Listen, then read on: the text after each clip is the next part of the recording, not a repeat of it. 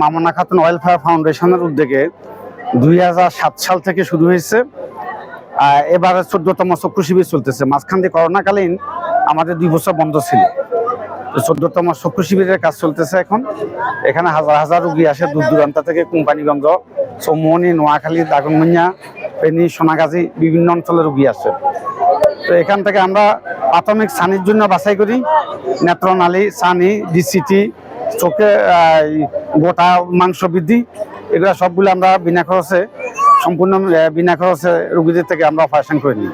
আমরা বাগডোর বিশ্ববিদ্যালয়ে মামুনা খাতুন ওয়েলফেয়ার ফাউন্ডেশনের উদ্যোগে যে প্রতি বছরই বিনামূল্যে চোখের চিকিৎসার একটা আয়োজন করা হয়, তো আমরা সবসময় থাকি এই কাজের সাথে জড়িত। ইনশাল্লাহ এবারেও আমরা আছি। আর রোগীদের কোনো সুবিধা অসুবিধা দেখার জন্য আমাদের স্কুল কর্তৃপক্ষ থেকে আমাদেরকে স্বেচ্ছাসেবক দেওয়া হয়েছে। আমরা এলাকা থেকেও আমরা আছি, ইনশাল্লাহ কারো কোনো সমস্যা হবে না। আর এখানে মানুষ আসলে সচরাচর মানে ডাক্তারের সান্নিধ্যে যাইতে পারে না সহজে, তো এখানে সেবাটা যেহেতু তাদের দোরগোড়ায় চলে আসছে, অবশ্যই এটা একটা প্রশংসনীয় উদ্যোগ। আমাদের এখানে আইন শৃঙ্খলার জন্য মানে সাপোর্ট আমরা দিয়ে যাচ্ছি।